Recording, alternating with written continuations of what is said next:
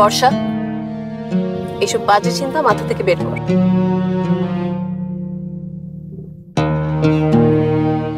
ভাইয়া রাখেন তো। কি হলো, এখানে গাড়ি থামানি কেন?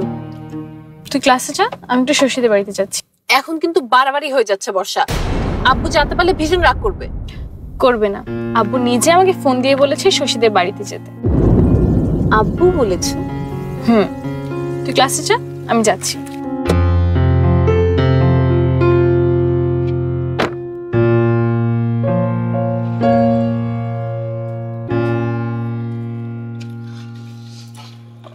ওরা কেউ আসেনি? কাকা এখনো তো আসে নাই। এত দেরি করলে কিভাবে হবে? আমার তো অনেকগুলি শুনানি পড়ে আছে। ইয়া মামুন, ওই জামশেদ মিয়ার একটা ফোন দে তো। হ্যাঁ হ্যাঁ দিতেছি।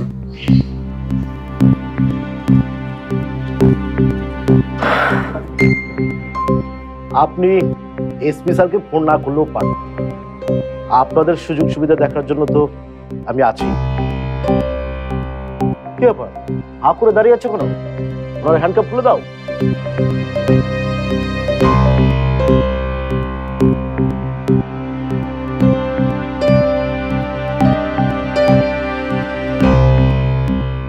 আমরা যাকে ব্যাগ সহ ধরেছি সে অবশ্য আসল লোকের কথা স্বীকার করেছে। আমরা ওনাকে অ্যারেস্ট করার চেষ্টা করছি। এই সমস্ত ছেলেরাই রুমির মতো ভালো ছেলেদেরকে বাজে পরামর্শ দিয়ে নষ্ট করে। আপনি ঠিকই বলেছেন, তবে এসব বিষয়ে নিজেদেরও একটু সচেতন থাকা জরুরি। আচ্ছা রুমি সাহেব, মাসুম মিয়ার ব্যাপারে আপনি কোনো ইনফরমেশন দিতে পারবেন? জি, মাসুম মিয়া। বুঝতে পেরেছি, আপনি মাসুম মিয়াকে চেনেন না।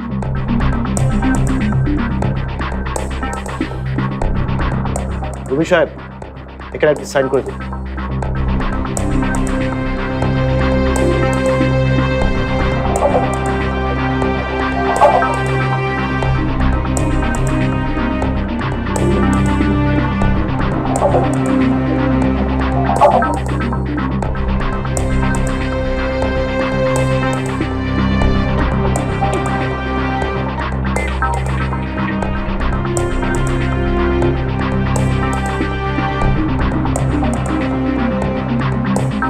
প্লিজ আপনিও একটা সাইন করে দিন। আপনার ছেলেকে ছাড়িয়ে নিয়ে যাচ্ছেন সে বিষয়ে একটা বুঝলে কার।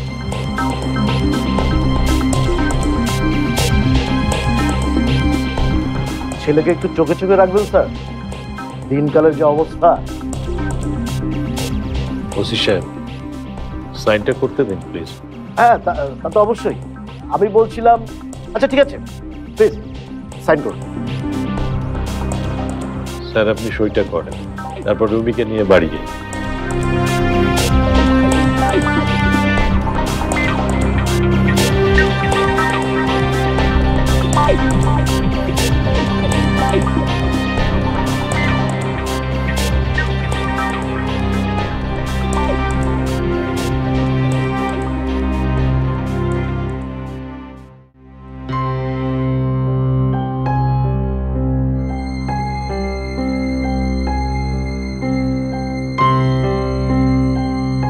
মা, এত চিন্তা করো না তো, দেখো বাবা ঠিকই ভাইয়াকে ফেরত নিয়ে আসবে। তোর বাবা যদি থানায় ওকে কিছু বলে? কিচ্ছু হবে না, চাচা আছে না বাবার সাথে। জি আন্টি, আব্বু ঠিকই সব ম্যানেজ করে ফেলবে। তুই দাঁড়া, আমি দেখছি।